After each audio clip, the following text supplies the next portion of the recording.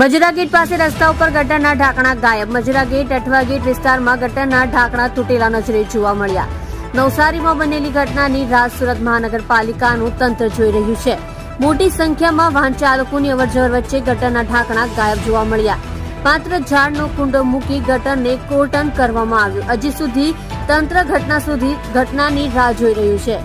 જો ગટરમાં વાહન ચાલકોનો અકસ્માત થાય તો જવાબદાર કોણ?